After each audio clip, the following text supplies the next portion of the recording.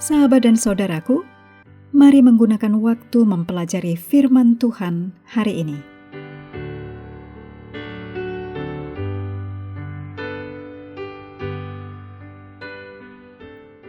Hari Senin tanggal 6 April, judulnya Allah adalah Kudus.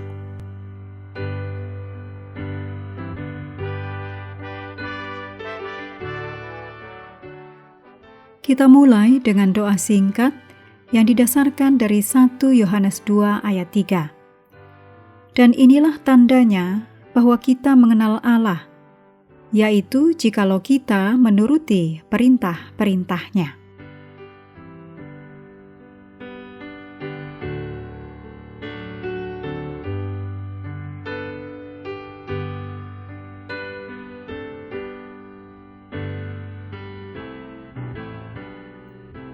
Kudus bukanlah kata yang sering digunakan kebanyakan orang dalam kehidupan sehari-hari.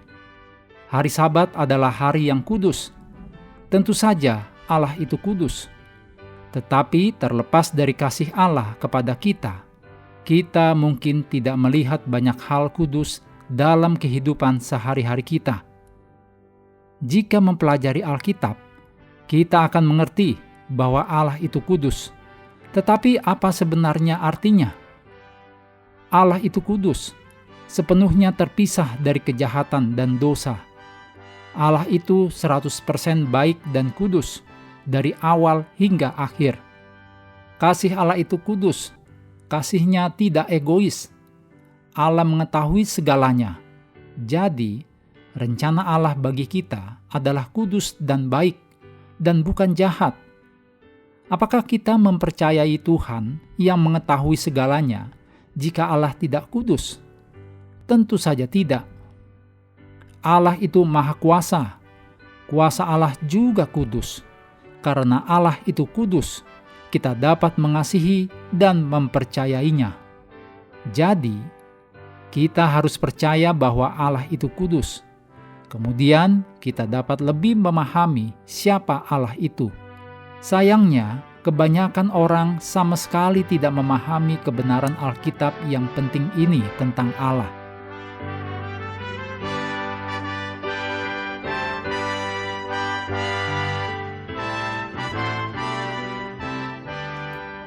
Pikirkan tentang orang-orang dalam Alkitab yang bertemu dengan Allah. Musa, Yesaya, Yehezkiel, Daniel, dan Yohanes. Apa yang mereka lakukan ketika pertama kali bertemu dengan Allah? Mereka melepas sepatu mereka, menyembunyikan wajah mereka, atau berbaring seolah-olah mereka mati. Sebagai manusia, kita adalah orang berdosa. Kita tidak kudus. Kita tidak dapat berdiri ketika melihat Allah.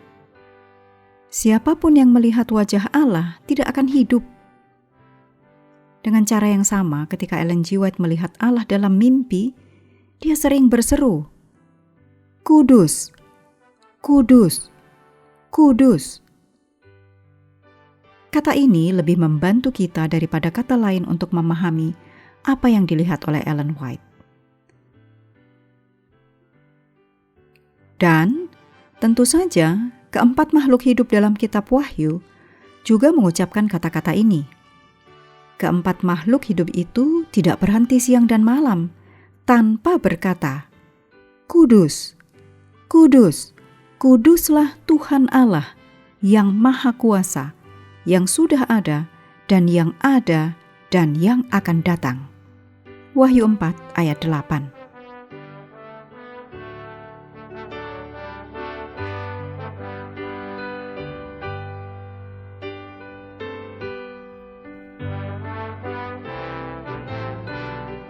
Berikut ini kutipan Roh Nubuat disadur dari The Acts of the Apostle, halaman 559. Sebagaimana Allah kudus dalam lingkupnya, demikian pula manusia yang jatuh melalui iman kepada Kristus harus kudus dalam lingkupnya. Pengudusan gereja adalah tujuan Allah dalam semua urusannya dengan umatnya. Allah telah memilih umat sejak kekekalan agar mereka kudus. Allah memberikan putranya untuk mati bagi mereka, agar mereka dikuduskan melalui ketaatan kepada kebenaran, melepaskan segala keegoisan diri. Allah menuntut dari mereka pekerjaan pribadi, penyerahan pribadi.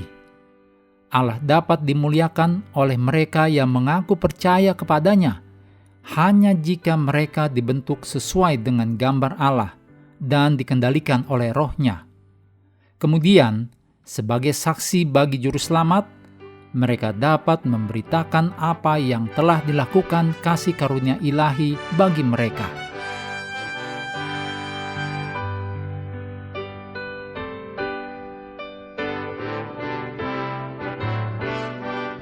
Menutup pelajaran hari ini, segala pujian kita naikkan hanya kepada Tuhan yang telah memberikan Roh Kudus untuk menyertai dan mengajari kita firman kebenaran.